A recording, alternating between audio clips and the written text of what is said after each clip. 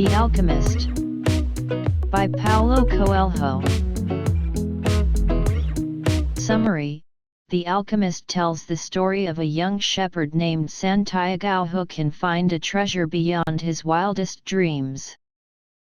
Along the way, he learns to listen to his heart and, more importantly, realizes that his dreams, or his personal legend, are not just his but part of the soul of the universe. Santiago is a humble shepherd whose desires are few. He wants to be free to roam with his sheep, to have some wine in his wineskin and a book in his bag.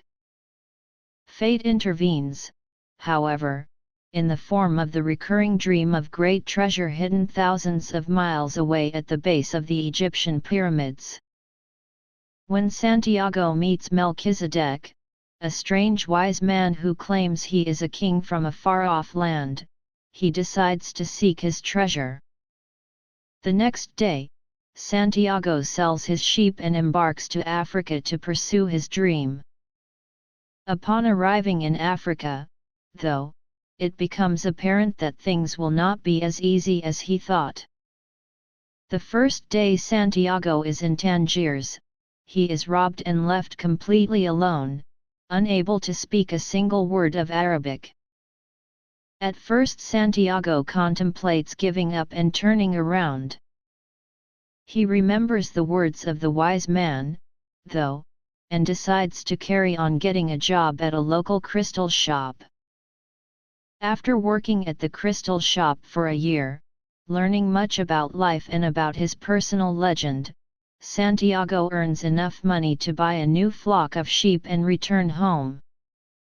At the last minute, though, Santiago decides to risk it all and join a caravan to Egypt. Once in the caravan, Santiago meets an Englishman who has come all the way to Africa to seek a renowned alchemist. As they travel through the desert, the Englishman tells Santiago about the secrets of alchemy. Santiago finds the Englishman's ideas to be very similar to Melchizedek's. They both speak of a soul of the world to which we are all connected and of the necessity of following our heart's true desires or our personal legend. Santiago, however, prefers to learn these secrets by observing the world, while the Englishman prefers to learn from complex books. While they travel, they begin to hear rumors of a coming tribal war.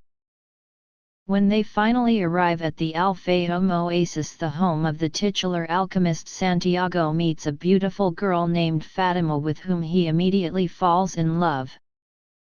He discovers that love, like the personal legend, comes directly from the soul of the world.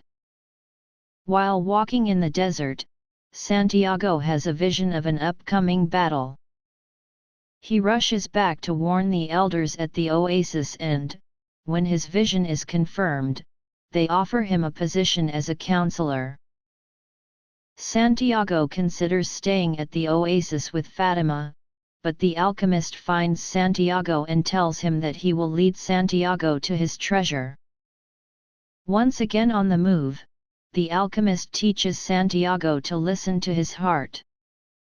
Hearts can be treacherous, but the best way to keep them from fooling you is to listen to them intently. Almost to the pyramids, Santiago and the alchemist are taken prisoner by a warring tribe. The alchemist tells the tribesmen that Santiago is a powerful magician who can turn himself into the wind.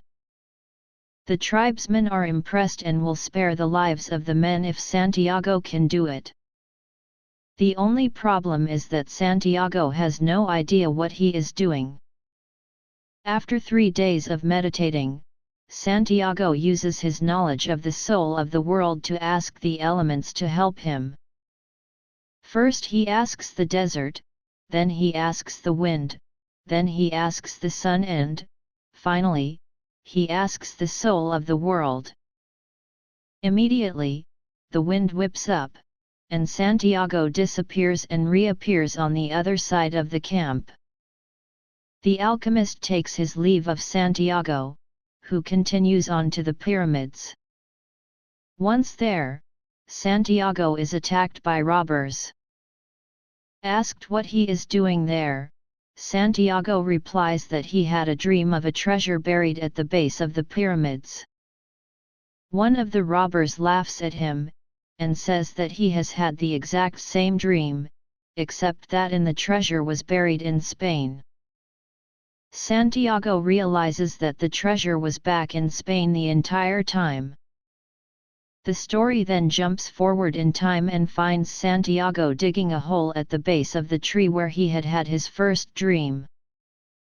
Sure enough, he finds a trunk full of gold enough for him and Fatima to live happily for a long time.